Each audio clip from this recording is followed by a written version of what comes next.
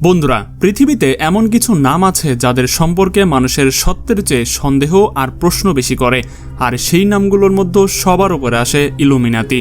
বলা হয় বিশ্বে যদি কোথাও কোনো বড় সিদ্ধান্ত বা বড় পরিবর্তন বা হঠাৎ কোনো শক্তিশালী ব্যক্তি বা গ্রুপকে উঠে আসতে দেখা যায়, তাহলে অনেকে এর কারণ ইলুমিনাতিকে বলে। কেউ কেউ নিশ্চিত হয়ে বলে যে এটি একটি গোপন সংগঠন যা বিশ্বের গুরুত্বপূর্ণ ব্যবস্থাকে প্রভাবিত করে। কেউ বলেন এটি শুধু মানুষের কল্পনা এবং গুজবের খেলা, আবার কেউ কেউ তো বিশ্বাস করেন যে এই সংগঠনের পেছনে শতাব্দীর গভীর কোনো ষড়যন্ত্র আছে। কিন্তু প্রশ্ন কিন্তু আবার সেই একই থেকে যায়, আসলে কি এই ইলুমিনাতি এবং কিভাবে এরা আসলো এই পৃথিবীতে? গল্প শুরু হয় 1800 শতাব্দীর ইউরোপ থেকে। সেই সময় ইউরোপের ধর্মীয় প্রভাব খুবই শক্তিশালী ছিল। শিক্ষা, আদালত, সমাজ সবকিছুর উপরে ধর্মের কঠোর প্রভাব ছিল। এই সময় জার্মানিতে একটি ছেলের জন্ম হয় যার নাম ছিল অ্যাডাম ওয়াইশাপ। তিনি একটি বিশ্ববিদ্যালয়ে পড়তেন, কিন্তু তার চিন্তাধারা তার আশেপাশের লোকদের থেকে আলাদা ছিল। অ্যাডাম বিশ্বাস করতেন যে মানুষের চিন্তা এবং বোঝার সম্পূর্ণ স্বাধীনতা থাকা উচিত। তার মতে মানুষ যদি শুধু ভয় বা বাধার মধ্যে বাস করে তাহলে সমাজে এগোতে পারবে না। ধীরে ধীরে তিনি তার মতো চিন্তার কিছু লোক জড়ো করতে শুরু করলেন এবং ছোট ছোট গ্রুপ তৈরি করে পরবর্তীতে সেগুলোর নাম ইলুমিনাতি দিয়েছিলেন। তাদের প্রচলিত কঠোর চিন্তাকে চ্যালেঞ্জ করা। তাদের সামনে কিছু বড় লক্ষ্য রাখা হয়েছিল: মানুষের মস্তিষ্ককে স্বাধীনতা করে দেওয়া, শিক্ষা এবং জ্ঞানকে উৎসাহিত করা, সমাজে প্রচলিত কঠোর চিন্তাকে চ্যালেঞ্জ করা। ইতিহাসবিদদের বইয়ে এটাই লেখা আছে। অর্থাৎ শুরুটা একটি বুদ্ধিবৃত্তিক আন্দোলন হিসেবে শুরু হয়েছিল, কোনো জাদুকরি বা অলৌকিক শক্তি হিসেবে নয়। কিন্তু সময় যত গড়ালো এই গ্রুপ নিয়ে কথা ছড়িয়ে পড়তে লাগলো। বলা হলো এই লোকেরা বন্ধ দরজার আড়ালে বসে যেসব কর্মকাণ্ড করছে তা পুরো বিশ্ব বদলে দিতে পারে। কারো মতে এই সংগঠন খোলামেলা কাজ করে না, বরং পর্দার আড়াল থেকে মস্তিষ্ক, শিক্ষা, ক্ষমতার উপর নিয়ন্ত্রণ বানানোর চেষ্টা করে। সরকার এগুলো এই গ্রুপের উপরে নজর দিল, আইন তৈরি করা হলো এবং সরকারিভাবে এটি বন্ধ করে দেওয়া হলো। কিন্তু বন্ধ হতেই এর নাম আরও দ্রুত ছড়িয়ে পড়তে লাগলো, কারণ মাঝে মাঝে নিষেধাজ্ঞা কোনো কিছুকে মুছে দেওয়া যায় না, বরং তাকে আরও রহস্যময় করে তোলে। এরপর বিশ্বের অনেক মানুষ ইলুমিনাতি নিয়ে নানান কথা বলতে লাগলো। কে বলল এই সংগঠন অদৃশ্য হয়নি, বরং ভূগর্ভস্থ হয়ে আরও শক্তিশালী হয়েছে। কেউ বলল এটি শুধু একটি পুরনো গল্প যা আজও মানুষের বিনা কারণে টেনে আনে। আর কিছু লোকের অবস্থা এমন হলো যে তারা প্রতিটি ছবিতে, প্রতিটি ভবনে এবং প্রতিটি বিখ্যাত ব্যক্তির মধ্যে ইলুমিনাতির উপস্থিতি খুঁজতে শুরু করলো। এখন বাস্তবতা কি? কতটা পর্যন্ত এই কথা সত্যি আর কতটা পর্যন্ত শুধু দৃষ্টিভঙ্গির ব্যাপার, এটা আজও সম্পূর্ণ পরিষ্কার নয়। এতটুকু নিশ্চিত যে এই নামটি শতাব্দী ধরে মানুষের মনের মধ্যে একটি প্রশ্ন দাঁড়িয়ে আছে। কখনো মুগ্ধতা, কখনো ভয়, কখনো কৌতূহল, আবার কখনো মজাক। কিন্তু প্রশ্ন এখন সেই একই, ইলুমিনাতি কি সত্যিই বিশ্বকে কোনো বিশেষ দিকে নিয়ে যাওয়ার চেষ্টা করছে, নাকি এসব শুধু অভিজ্ঞতা, সন্দেহ এবং গুজবের অংশ? এই উত্তরের খোঁজে আমাদের আরও গভীরে যেতে হবে। বন্ধুরা, ইলুমিনাতি শুরু তো দেখলাম, এখন প্রশ্ন ওঠে কিভাবে এই ছোট গ্রুপের নাম এত বড় হয়ে গেল আজ সারা বিশ্বে এবং এর চর্চা কিভাবে শুরু হলো।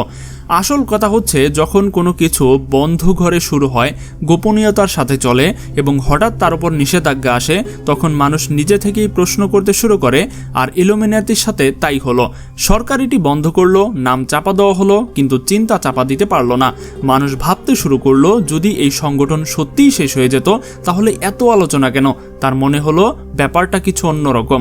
সময় বাড়তে লাগলো, বিশ্ব বদলাতে শুরু করলো। পুরনো শাসন ব্যবস্থা গেল, নতুন শাসন ব্যবস্থা ফিরে এলো। ক্ষমতা এখন শুধু তরবারি দিয়ে নয়, চলতে শুরু করলো মস্তিষ্ক এবং টাকার মাধ্যমে।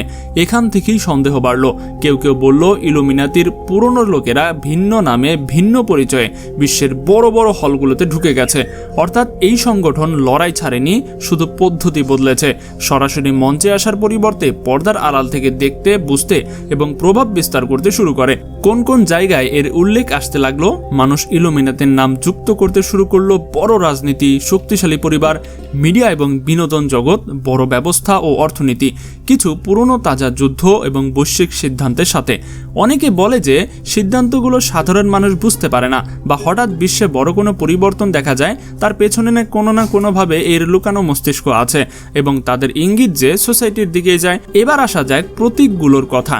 চোখওয়ালা ত্রিভুজ, কিছু গোপন ইশারা, লোকেরা বলে এগুলো ইলুমিনাতির ইশারা। সেলিব্রিটি ও শক্তিশালী লোকেরা কেন এই সংগঠনের সাথে যুক্ত? তারপর এমন একটি নাম যুক্ত হতে লাগলো, বড় গায়ক, বিখ্যাত সিনেমার মুখ, কিছু বিলিয়নার, কিছু শক্তিশালী রাজনৈতিক ব্যক্তিত্ব। কেউ কেউ বলে এই লোকেরা ফ্রেম, পাওয়ার এবং রিচের বিনিময়ে এই সংগঠনের মতাদর্শ অনুসরণ করে, কিন্তু অনেকে খোলাখুলি বলে এসব নাকি গুজব। অর্থাৎ দুই পক্ষের কথাই আছে, দাবিও আছে, অস্বীকৃতিও আছে। বিশ্বে দুই ভাগে বিভক্ত হয়ে গেছে। প্রথম অংশ বলছে ইলুমিনাতি আজও আছে, নাম ও পদ্ধতি বদলে বিশ্বকে একদিকে নিয়ে যাওয়ার চেষ্টা চালিয়ে যাচ্ছে। দ্বিতীয় অংশ বলে এইসব সিনেমা, উপন্যাস এবং কল্পনাকে ছাড়িয়ে গিয়েছে, বাস্তবে শুধু ইতিহাস ছিল, যা আজ আছে তা শুধুই কথা বলা হচ্ছে। তাহলে কে সত্য বলছে? এই প্রশ্ন আজও সেই রকমই আছে।